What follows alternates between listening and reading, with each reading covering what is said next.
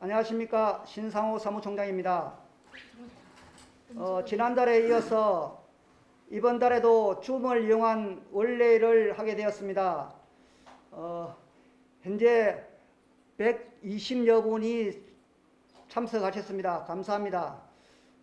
이번에는 오늘 연사이신 박종규 회장님이 계신 제주도에 와서 진행을 하고 있습니다. 지난 원래 때는 음질이 좋지 않았다는 말씀을 많이 들었습니다. 인터넷으로 송출하는 관계로 그런 것 같습니다. 저희들이 자체 촬영 녹화한 비디오 파일을 우리 동무의 홈페이지 및 유튜브에 올려놓았습니다. 다시 듣고 싶은 분은 홈페이지나 유튜브를 이용해 주시기 바랍니다. 이번에도 편집이 되는 대로 올리도록 하겠습니다. 그럼 지금부터 11월 원래를 시작하겠습니다. 먼저 김동수 이사장님께서 인사 말씀과 연사 소개의 말씀이 있으시겠습니다. 다 같이 박수로 환영해 주시기 바랍니다. 여러분 안녕하십니까? 바른경제동인회 김동수 이사장입니다. 줌을 통한 바른경제동인회 원래회에 참석해 주신 여러분께 감사드립니다. 오늘 모임은 비대면이라서 지금 계신 곳에서 참석이 가능하십니다. 편리하게 교통시간을 줄일 수 있어서 바른경제동인회 회원 이외에 KSS 회원과 관계회사 임직원 등 관심을 가진 분들을 초대했습니다. 코로나가 다시 심해진다고 해서 정말 큰일입니다. 코로나 이후라는 말 대신 코로나와 함께라는 말이 미래 세상을 더 잘 나타낼 것 같습니다. 코로나 바이러스 때문에 우리 동인회도 거의 8달이나 모임을 갖지 못했지만 다행히 지난달 비대면인 줌 모임을 성공적으로 가져보았습니다. 오늘은 연사님으로 KSS 회원이 설립자이시고 저희 바른경제동인회 회장이신 박종규 회장님을 모셨습니다. 잘 아시다시피 저희 바른경제동인회는 가난했던 우리나라의 경제가 성장하면서 부산물처럼 생긴 사회의 부정부패와 지하경제 등을 척결해 나가는 활동 목표를 가지고 27년 전 당시로서 대단한 선전지명을 가지신 박종규 회장께서 중심이 되어 설립한 기업 관련 인사들의 모임입니다. 우리나라 기업 관련 모임들은 전경련 무역협회, 상공회의소, 중소기업연합회 등 여럿 있습니다만 기업의 생태계를 깨끗이 하자는 목표를 가진 모임은 거의 없습니다. 참여 기업인과 회원에게 직접적으로 생기는 이익이나 특혜가 없어서 바른경제에 대한 신념을 가진 기업인들이 주축이 되고 있습니다. 저는 이런 경제단체가 커져야 한다고 믿습니다. 그동안 부정부패는 많이 개선되었습니다. 그러나 아직도 우리 사회 곳곳에 더 은밀하고 커다란 부정부패가 남아있습니다. 박종규 회장께서는 부정부패와의 싸움을 계속하시면서 앞으로 노사간 상생과 빈부격차를 줄이기 위한 이익공유제를 연구하시고 실천하고 계십니다. 우리 동인회의 박종규 회장께서 제시하시는 미래 방향을 경청해 주시기 바랍니다. 박종규 회장께서는 KSS 회원을 설립하시고 정부의 규제개혁위원회 위원장을 지내셨으며 바른경제동인회 이사장과 회장을 지내시고 그 외에도 많은 활동을 하셨습니다. 이 같은 활동의 포상으로 우리나라 훈장 중 최고위의 훈장인 국민훈장 무궁화장을 수상하셨습니다. 이제 화면에 박종규 회장이 나오시면 여러분 뜨거운 박수로 맞아주시기 바랍니다. 박종규 회장님을 소개합니다. 말씀을 하기 전에 제가 신상의 문제를 좀 말씀을 드릴까 합니다. 여러분들한테 상당히 소홀했습니다. 금년에. 원인은 제가 1월 15일 날 뇌졸중을 알아가지고 넘어지는 바람에 그동안에 여러 가지 각고의 고생을 하면서 오늘날까지 지금으로서는 멀쩡한 사람이 다시 회복했습니다. 그런 연유로 해가지고 여러분들께 얼굴도 나타내지 못하고, 물론 코로나 문제가 있습니다만 코로나 때문에 그런 것보다도 저는 제 신상 문제 때문에 병을 앓는 바람에 이렇게 고생을 하고 그렇게 해왔습니다. 예, 그것이 여러분들한테 양해를 좀 구하는데, 첫째, 이 뇌졸중이 일어나니까 무슨 문제가 있냐면 다리와 팔을, 오른쪽 다리와 왼쪽 다리, 오른쪽 다리와 팔을 못 쓰게 됐어요. 그리고 언어가 장애가 생겨서 말을 해도 통하지가 않고 그런 상태에서 병원에 쫓아갔습니다만 생기고 발생하고 난 뒤에 한 4시간 후에 시술을 해가지고 겨우 살아났습니다. 이건 기적 같은 말씀입니다만 지금은 뭐 이 팔다리가 제대로 다 돌아갑니다. 그래서 괜찮아졌고, 말도 이제 조금 어눌한 말이 여러분들한테 전달될까 봐 오늘은 사실은 제 말을 할 수 있는가 없는가 하는 테스트용으로 생각합니다. 그러니까 여러분들이 좀 그런 줄 아시고 좀 잘못되더라도 양해해 주시기 바랍니다. 처자에 우리 바른경제 동인회 창립 당시에 30명의 회원이 모여가지고 토론을 여러 가지 했습니다만, 그 당시에 분과위원회를 2개를 설치했습니다. 하나는 노사분과위원회, 그 당시 노동조합과의 상당히 분쟁도 많은 시대였습니다. 그래서 노사분과위원회, 그 다음에 투명하게 하기 위한 회계 관계, 투명, 그러니까 회계에 바른 그 회계를 하자 하는 그러한 투명 사회를 만들자 하는 그런 분과위원회, 이 2가지를 했습니다만, 당시에 전부 모인 사람들이 이 회계 쪽으로 전부 하고, 노사분과위는 서로 안 가려고 그래가지고 별로 활동을 못했어요. 그 당시는 그래서 이제 그 회계 쪽에서 여러 가지 생각한 것이, 우리나라는 신용사회를 만들어야겠다 이렇게 생각했어요. 신용사회를 어떻게 만드느냐, 너무 소위 그 뒷돈 거래가 너무 많고, 그래서 이 지하자금이 너무 많아서 지하자금을 좀 줄여야겠다. 그래야 이 바른 회계 처리를 할 수 있고 그런 거 아니냐 하는 생각에서 신용사회를 만드는데 뭐부터 착수하면 좋겠냐 해가지고 한 것이 신용카드를 활성화시키는 방향으로 하자 해가지고 무려 6년간을 재경원에 제가 쫓아다니면서 말을 했더니 결국 그것이 통과돼가지고 오늘날 누구를 막론하고 단 3,000원짜리라도 신용카드를 내미는 그런 사회가 됐습니다. 대단히 반갑게 고무되는 일을 해 나온 겁니다.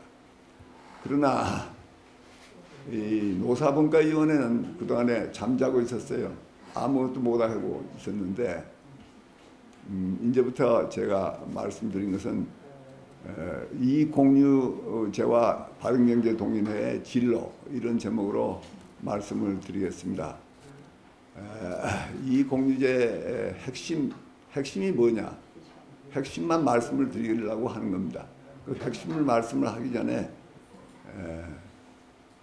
이공유제를 실천한 우리 KSS 해운의 사례를 우선 소개하고자 합니다.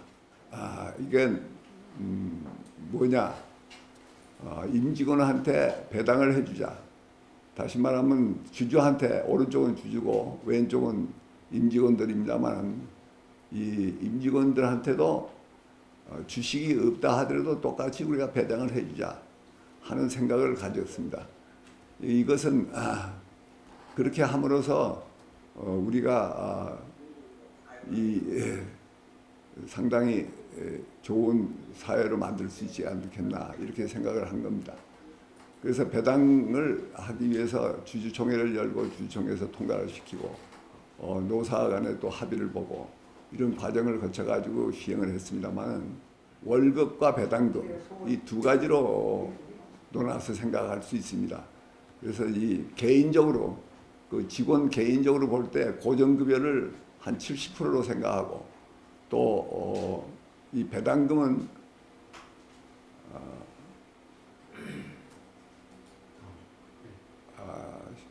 탄력급여로 해가지고 이익이 많이 나면 많이 주고 적게 나면 적게 주고 하는 그러한 배당금의 탄력급여입니다. 다시 말하면 옛날에 우리가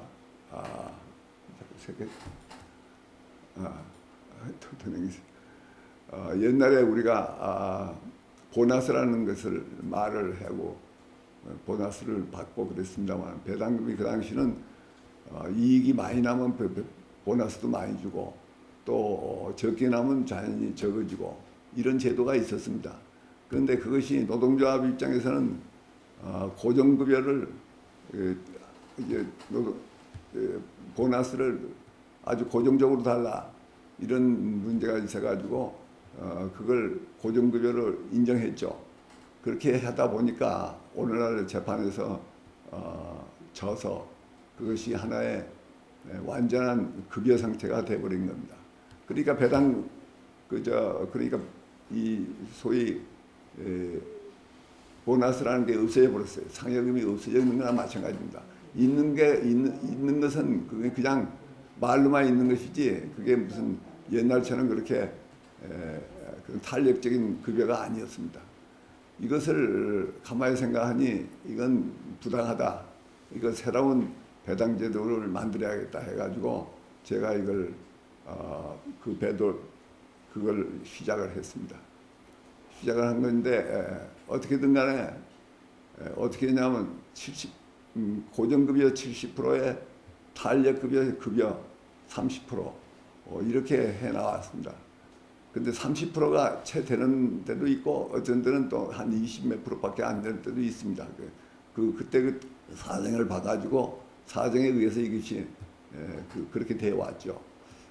그러나 이제 회사는 어떻게 했냐면은 지금 금년까지 한 달이 남았습니다. 금년에 이 금년까지의 실적을 그동안에 임직원한테 배당한 실적을 이건 프로테이지는 그 자기 월급의 비율입니다. 그러니까 550%를 줬다 이런 얘기. 금년 실적은 아마도 에스티메이션 추정입니다만은 작년에는 512%까지 줬어요. 그런데 금년에는 좀 더 성적이 좋아가지고 550%까지 줄 수 있지 않겠나 이렇게 봅니다. 그런데 이것은 어떤 계산이냐 하면은 이익금을 70% 이익금의 70%는 사내 유보를 합니다. 그 대신 나머지 30%를 가지고 종업원한테 12%를 배정을 해주고 18%는 주주한테 배정을 해주는 그런 차등 배정을 했습니다. 똑같이 주기는 좀 어려워요. 왜냐하면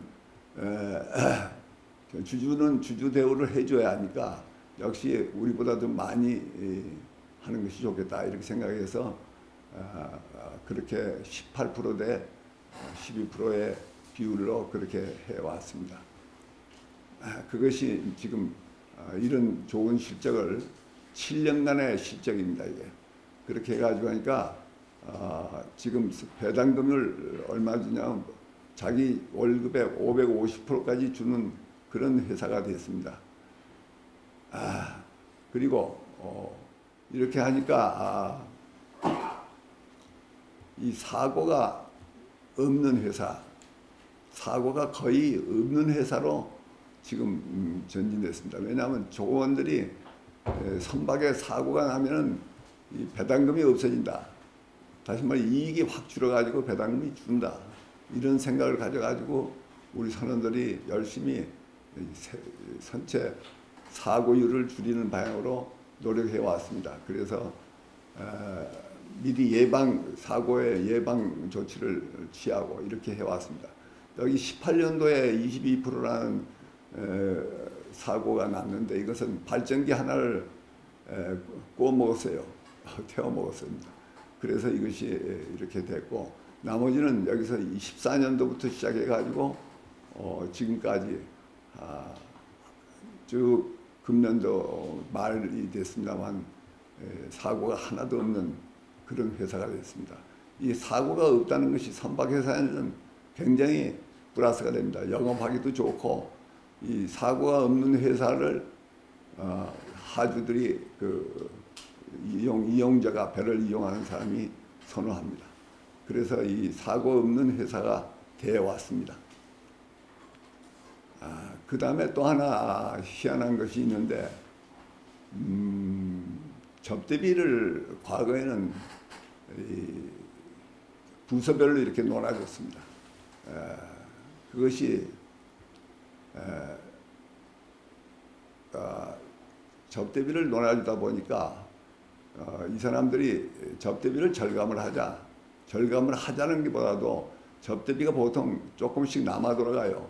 남아 들어온 것을 연말에 다 술 먹고 다 없애버립니다. 그런데 그런 행위를 하지 말고 이것은 회사에 남기자, 도로내요. 남기면 그만큼 이익이 늘 거 아니냐. 이런 생각에서 접대비 절감 운동이 벌어졌습니다. 그래서 지금 접대비가 애당초 절감액보다도 47%나 절감이 됐어요. 그러니까 흔히들 정부에서 연말 되면 말이죠. 도로를 막 파헤치고 하는 행위나 똑같이 과거에는 우리도 그렇게 해왔죠. 그러나 이제는 그런 것이 없어졌어요.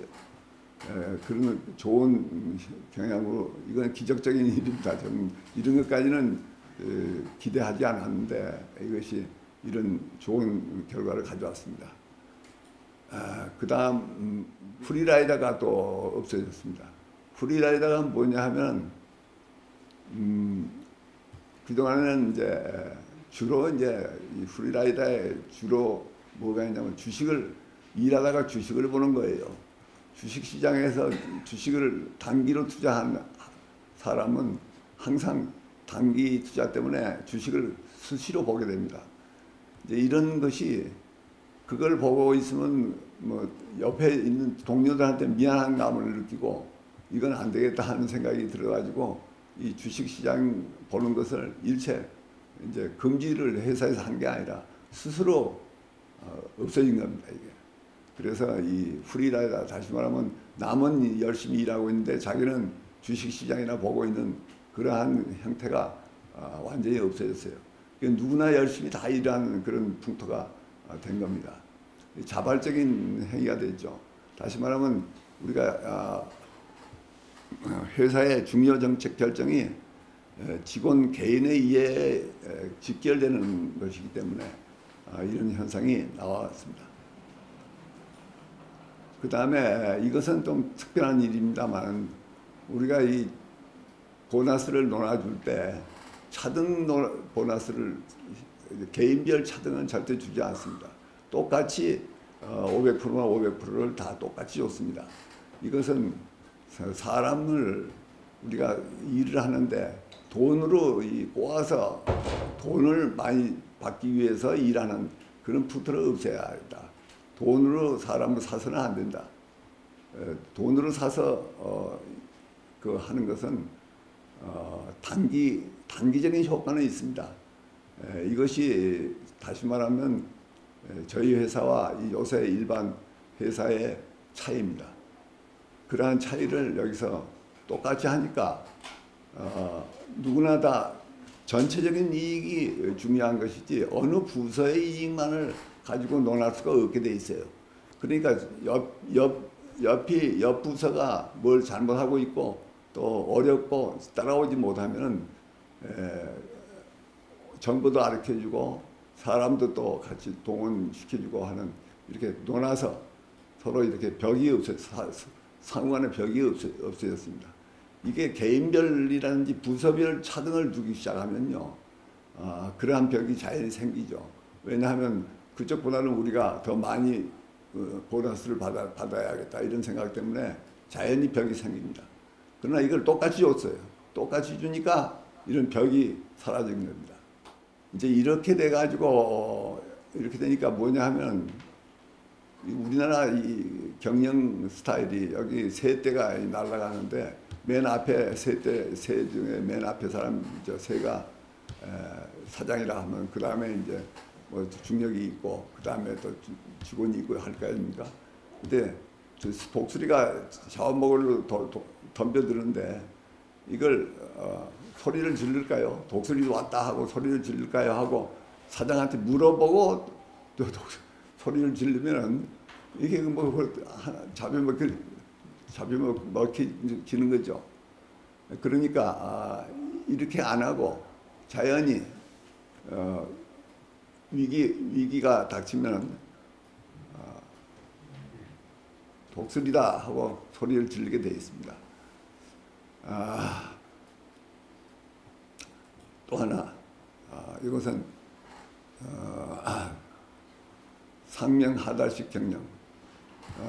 회장님이나 누가 이북의 김정은이 하는 독재정 그거는 굉장히 싫어합니다. 우리나라 모든 기업이 기업 내에서 우리가 독재라고 볼 수 있어요. 그런데 이렇게 되면요. 그러나 그렇게 북한에 대해서는 독재를 한다고 욕을 하면서 자기 직원들한테는 자기가 독재를 하고 있는 겁니다. 그걸 이제 그림으로 나타냈는데 이것이 결국은 우리나라의 지금 기업 풍토의 대부분이 이렇습니다.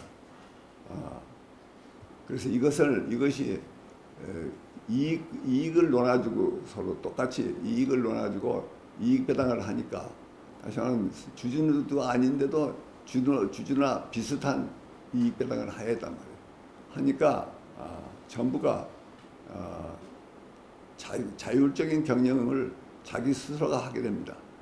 그러니까 누가 시켜서 하는 것이 아니라 100명이면 100이 전부 CEO가 됐어요. 누구나 다 경영자가 된 겁니다.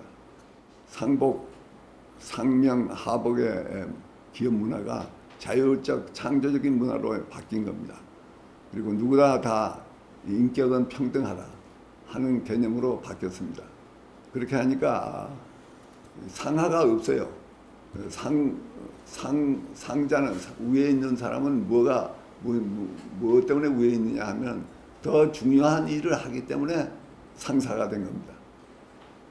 그러니까 무슨 명령을 해가지고 움직인다든지 하지 않고 다 각자가 알아서 자기 일에 대해서는 자기 분야에 대해서는 다 경영자인 겁니다.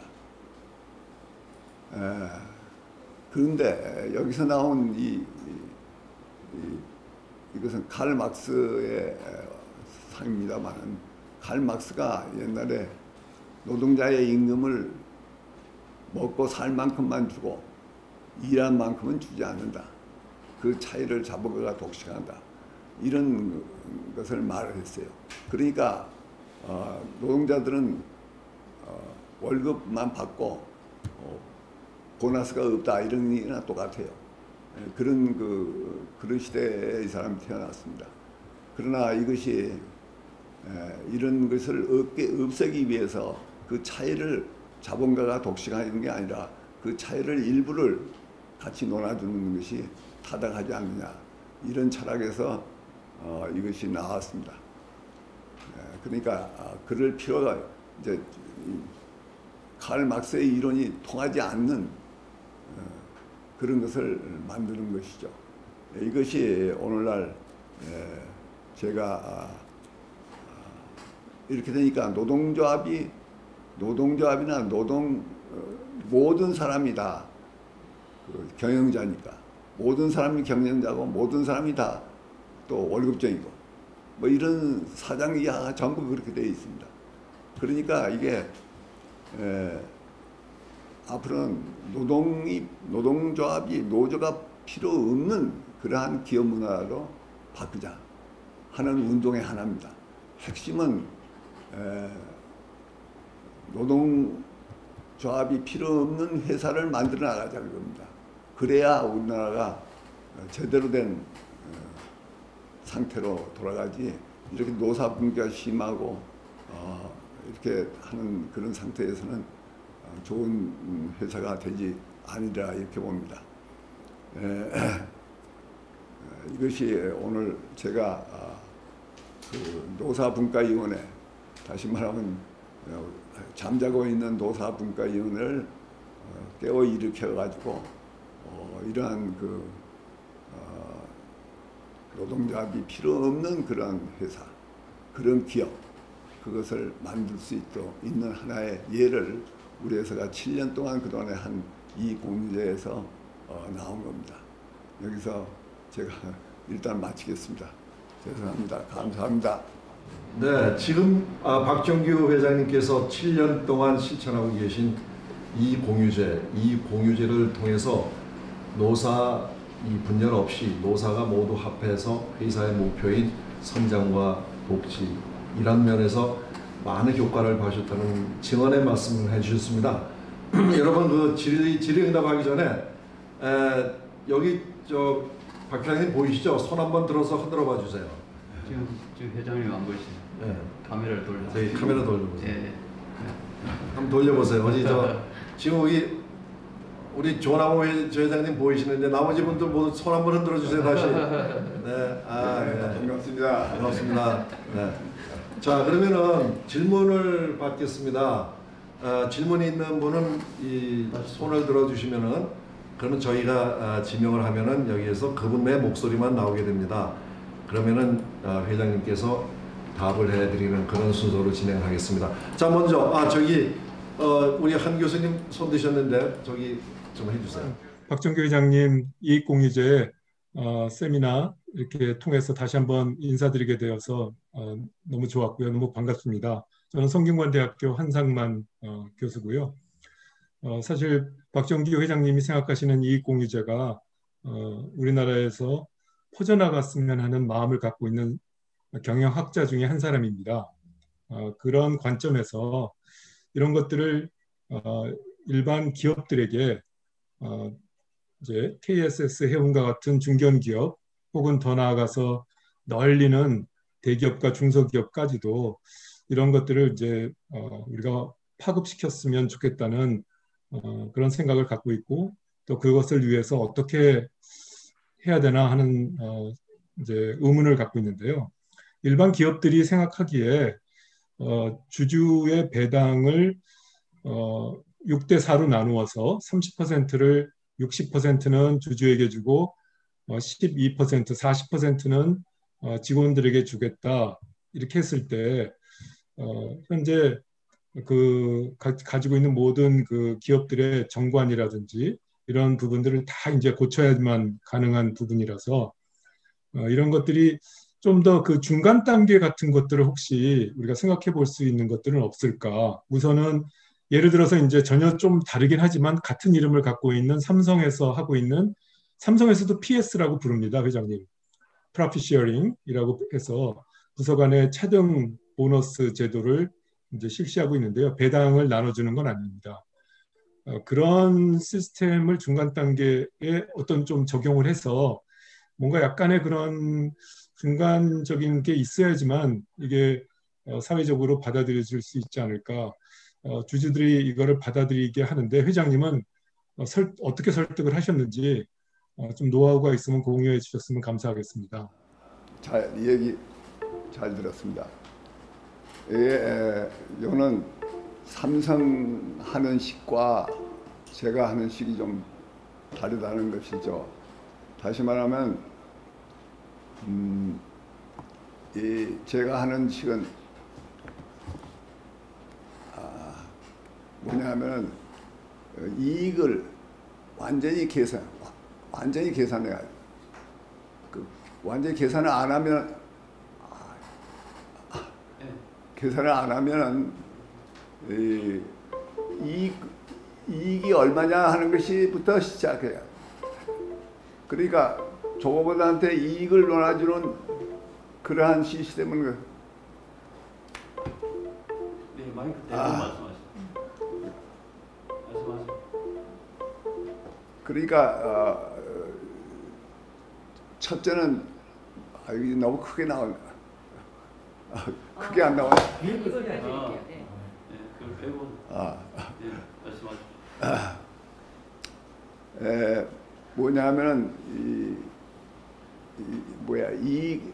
이익금이 확실히 나오고 난 뒤에 그것을 배당금으로 준다는 것은 1년에 한 번 상여금이 나가는 거랑 같습니다. 그래서 1년에 한 번 나가는데 삼성 같은 데는 연말에 그걸 아마 준다고 봐요. 연말은 완전히 소위 회계 처리가 완전히 되기 전에 추정해가지고 주는 겁니다. 그러나 그렇게 하면 뭐가 문제냐면 이익금에 대해서 이익이 얼마나 나는가에 대해서 종업원이 관심이 없어져요. 왜냐하면 이미 받았는데 이미 받아버렸는데 말이죠. 그게 뭐 결산서가 이익이 얼마나 나느냐 하는 것은 관심 받기로 떨어져 나가죠. 그러면 회사가 투명하지 못하게 됩니다. 회사가 투명한 것이 다시 말하면 비자금도 없고 이러한 그 철저하게 이익을 계산을 해서 나올 수 있는 그런 토대가 없어집니다. 그래서 그것이 하나고, 둘째는 삼성은 개별적인 팀별로 개별적으로 차등을 두고 있어요. 차등을 두는 것은 뭐냐면 일을 잘하는 사람한테는 이번 달에 추정해서 이번 달에 이번 해에 잘하는 사람은 보너스를 많이 주고 못하는 사람은 또 그만큼 적게 주고 이것이 차등 배당인데, 그러면 그렇게 하면 사람들이 좋을 때는 좋지만 또 그 다음에 가면 또 그렇게 실적이 그렇게 하지 않는단 말이에요. 그러면 결국 불만이 또 생기죠. 그게 결국 그것이 반드시 좋다고 볼 수가 없어요. 차등을 하면 할수록 이것이 사람들이 종업원들 간에 사이가 벌어지고 또 벽이 생기고 정보가 흐르지 않고 이런 현상이 나옵니다. 그래서 이것을 일치 단계를 해가지고 우리 총체적인 이익을 어떻게 높이느냐 하는 그러한 관점에서 보면은 똑같이 배당을 똑같은 율로 놀아주는 것이 좋다고 해요. 그런 그 관점에서 이것을 제가 이 두 가지 점에서 크게 다르다 하는 것을 말씀드리는데, 이것을 중간 단계라고 본다면 뭐 그렇게 볼 수도 있죠. 중간 단계로. 그러나 중간 단계는 그건 완전히 제가 목표로 했던 것과는 다른 겁니다. 왜냐하면 이익에 대해서 회계 처리에 대해서 투명하게 만드는 종업원들의 열성이 없어져요. 관심조차 없어지고 이것이 제일 큰 문제입니다. 그래서 지금 말이죠. 우리나라 법에 그것이 나와 있어요. 성과공유제라 하는 이름으로 나와 있습니다. 그 나와 있는 것도 지금 제대로 못하고 있어요. 그걸 제대로 할 수 있도록 하려면 해야 하는데 7천만 원 이상의 봉급자한테는 해당이 안 되도록 되어 있습니다. 그러니까 어느 기업에서 7천만 원 미만의 연소득 7천만 원 미만의 사람들은 해당이 되지만 대부분 다 상급자들인데, 상급자가 상당히 많은데 그 신입사원들이나 조금 해당되고 그냥 안 되니까 이걸 할 수가 없게 돼 있어요.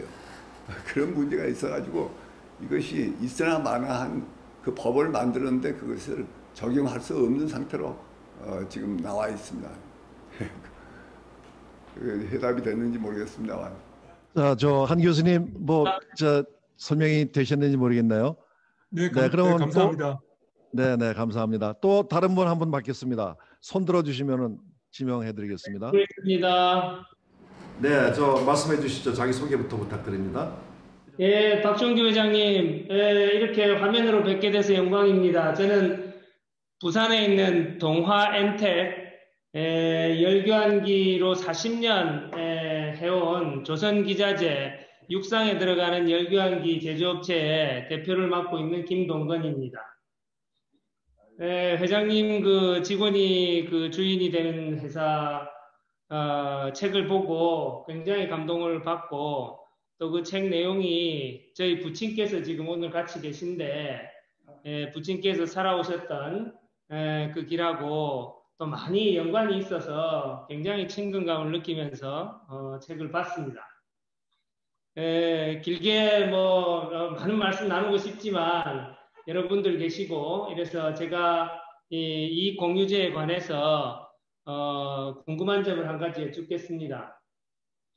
아시다시피 저희 지금 조선 육상 플랜트가 저희 산업인데 거기에 들어가는 이제 열교환기가 저희가 제조해서 납품하는데 이 산업이 2008년 리만 이후로 굉장히 불황의 터널 속에 지금 거의 근 10년을 오다시피 하고 있습니다. 거기다가 2016년에는 이제 수주 절벽이 돼가지고 2017년부터 지금까지 4년 동안 또 거의 고난의 행군을 해오고 있는 과정입니다. 근데 저희 부친도 저도 정말 다른 경영을 해보고 싶다고 해서 회사 입구에 바르게 제대로 100년 기업의 약속 이렇게 표어도 걸고 정말 제대로 해보고 싶은 마음은 간절합니다. 그리고 직원들과 저희도 노조가 있는데 한국노총 소속의 노조가 1989년에 만들어져서 지금까지 특별한 노사 분기 없이 아주 좋은 우수 노사기업, 노사문화기업으로 또 표창도 받고 이렇게 했습니다. 그런데 이 공유제에 관심은 있지만은 직원들이 피부로 느끼려면 회사가 이익이 나기 전에는 피부로 느끼기가 굉장히 어려울 것 같다. 그래서 이 공유제에 너무너무 관심이 많고 하고 싶고 그런데 한다고 그래서 직원들이 피부에 못 느끼게 되는 거는 그럼 이익이 나고 나서 이 공유제를 고민해야 되나? 그전에는 그냥 공부지 직원들 보고 하자고 입이 떨어지지가 않습니다. 이익이 안 나는데 무슨 이익 공유제냐? 그래서 지금 상황에는 조금 시기상조 아닌가 이런 고민이 있는데 이렇게 회장님 직접 뵙고 말씀 들을 수 있는 기회가 돼서 좀 말씀해 주시면 고맙겠습니다. 이상입니다. 기본적으로는 이게 제가 주장하는 것은 처음에 아까 누가 얘기했습니다만 정관도 바꾸고 많은 주주총회 통과시켜야 돼요. 거기는 상장회사가 아니겠죠. 그러니까 저 회장님하고 두 분이서 합의 보면 되는 건데 이게 이 상장을 하고 난 뒤에 하려니까 주주들을 설득시켰습니다. 그 주주들한테 설득시키는데 얼마냐 한 1시간 이상 그 문제 때문에 실행위를 했어요. 주주들하고.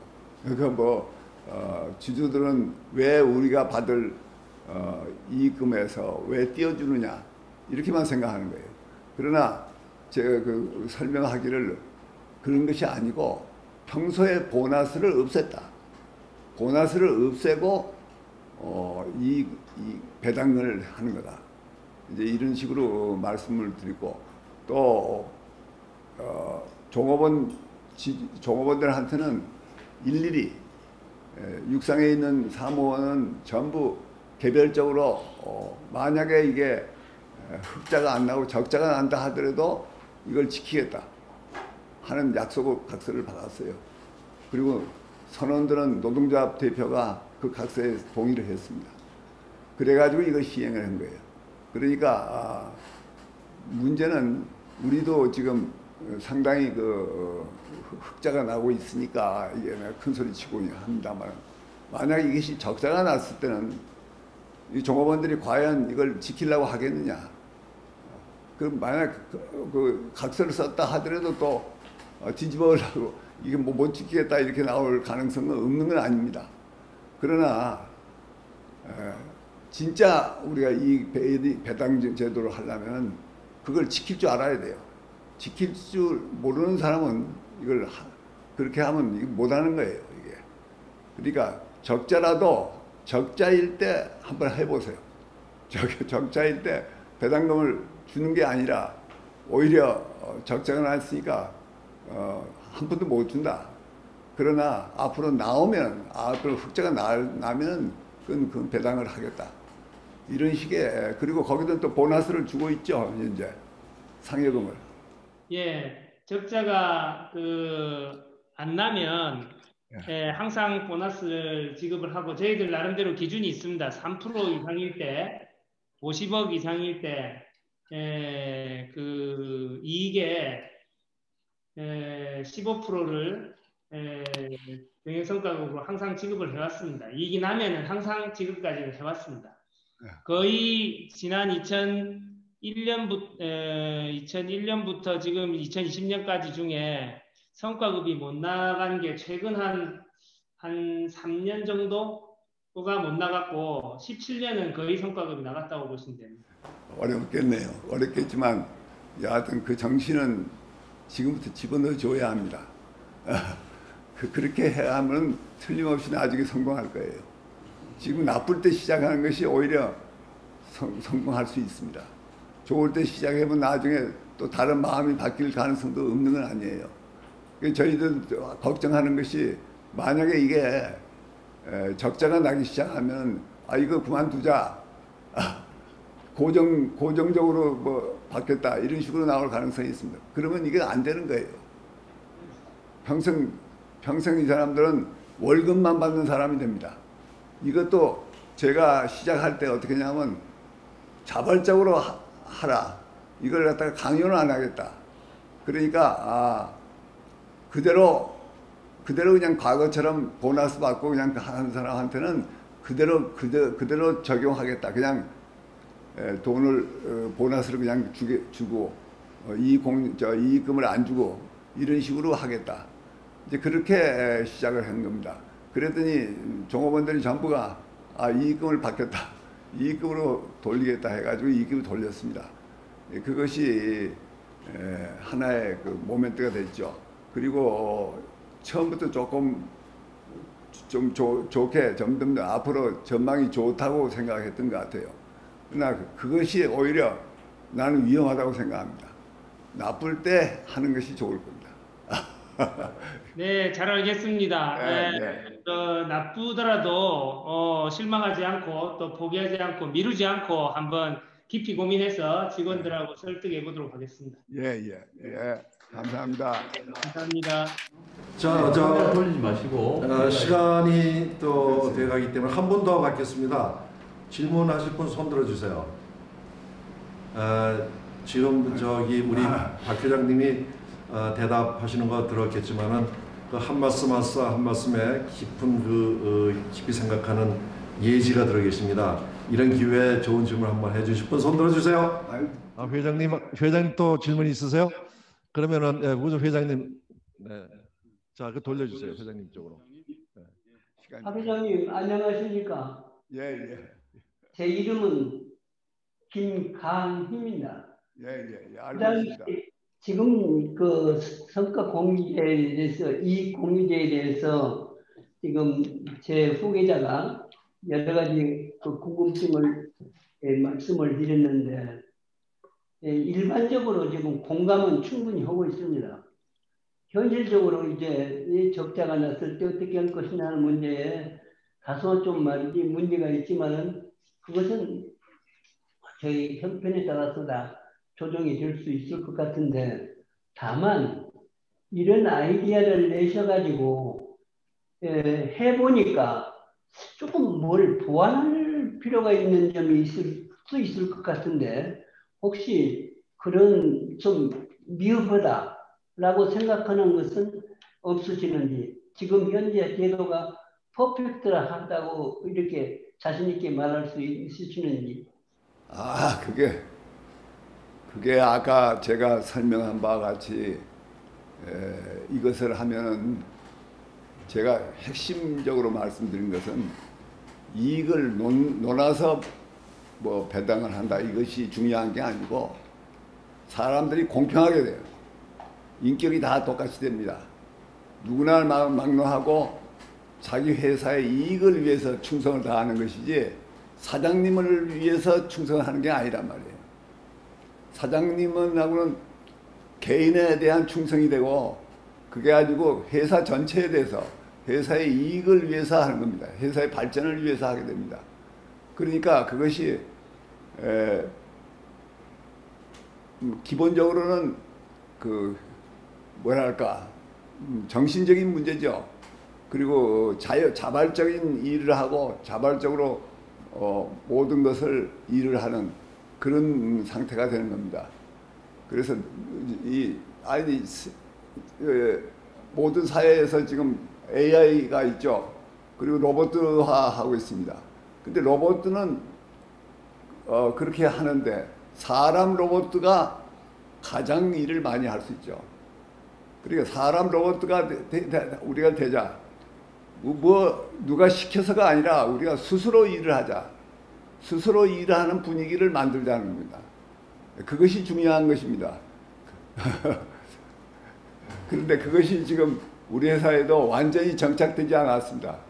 왜냐하면 과거에 습관이 있어가지고 상하 관계가 있고 또 뭐 사장님이 뭐 명령을 하면 무조건 오케이 하고 이런 그 풍토가 아직도 있습니다.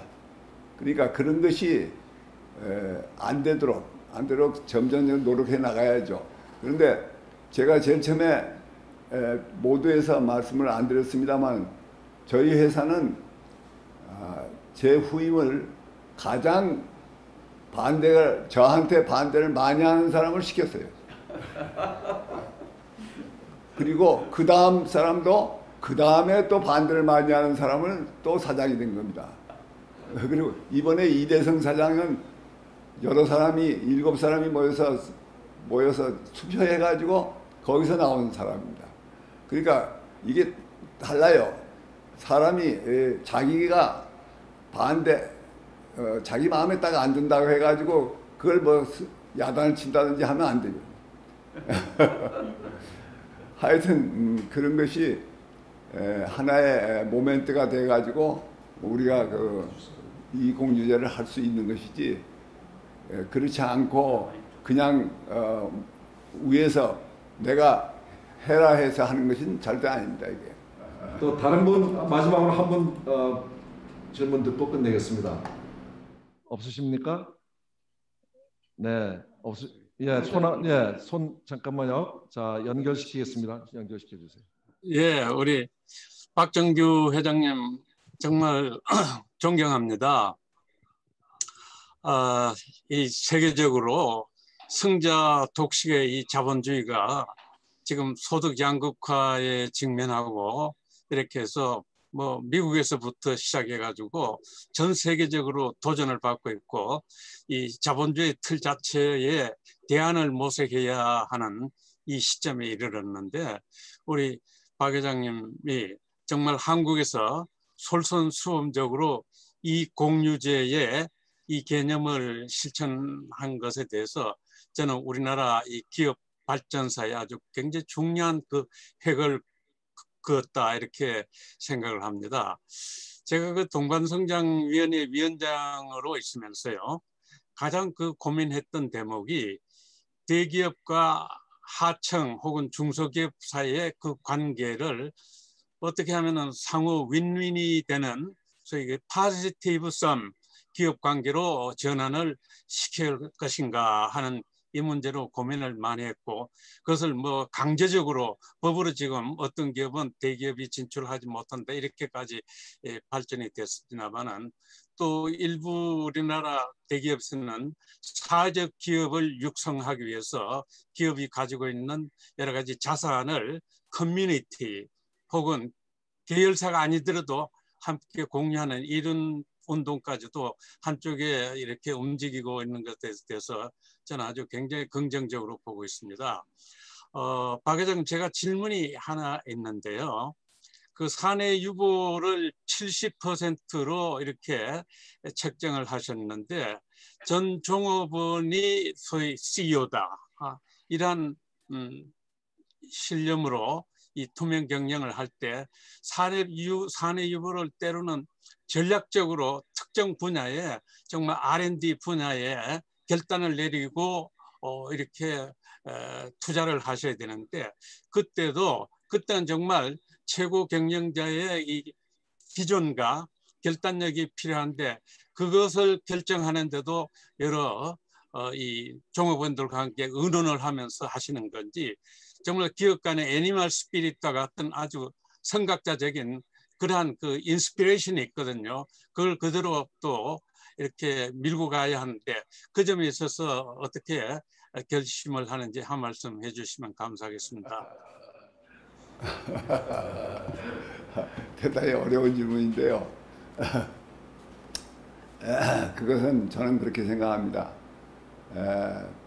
회사가 반드시 장래에 필요한 R&D에 투자를 해야 하겠다고 생각한다면 그것은 뭐 무조건 해야죠. 그거 못하면 안 되죠. 그건 장래에 우리가 벌어서 먹고 살 그 기초가 없어져요. 그걸 안 하면. 그러니까 그것을 해야 합니다. 할 때 뭐 그 70%를 가지고 하느냐가 아니라 이 70% 매년 70%니까 이게 축적이 돼 있어요. 축적이 돼 있으면 그 중에 일부러 띄어가지고 할 수가 있습니다. 그래도 또 뭐 모자라면은 우리가 그러면 차 안 붙고 배당률을 줄이고 그리고 해 나가자 하고 역설을 해야죠. 그러나 그것이 엉뚱한 데 투자를 하면 회사는 여러 가지 문제가 생깁니다. 첫째, 회사는 저는 이 전문경영인 체제인데 전문경영인 체제는 왜 그러면 전문경영인 체제냐 하면은 제가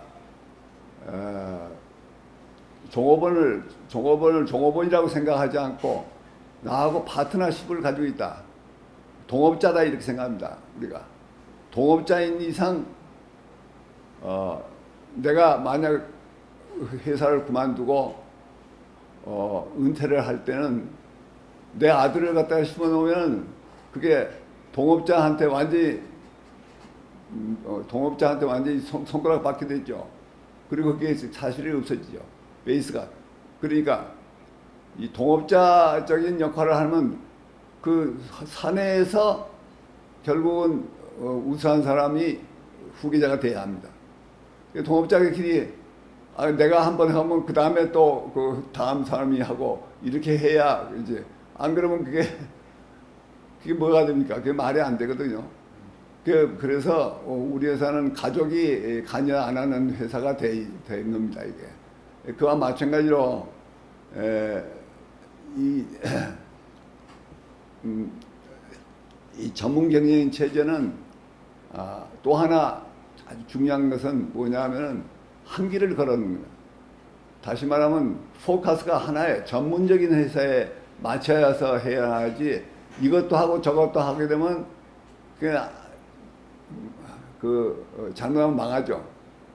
이 재벌식 문어발식 이건 저는 전제 반대합니다. 그것은 어쩌다가 한 군데서 이익이 나면 그걸로 또 다른데 뭐 지탱할 수 있다고 이렇게 보고 있습니다만 그것이 반드시 좋다고 볼 수가 없어요. 그것은 하나의 그 큰 그룹으로 어떻게 그렇게 사기업이니까 그걸 그렇게 해 나갈 수 있지만 전문경영인 체제에서는 임기가 있지 않습니까? 사람이 임기 내에서 일을 해야 하니까 임기 내에 뭘 아이디어가 있어가지고 좋은 걸 하면 그것은 그 사원들 일부 팀장이라든지 이런 소위 그런 사람들 이상의 회의에서 통과시켜야죠. 그걸 통과 못 시킨다면 할 수가 없는 겁니다. 통과시키기가 가장 좋은 것은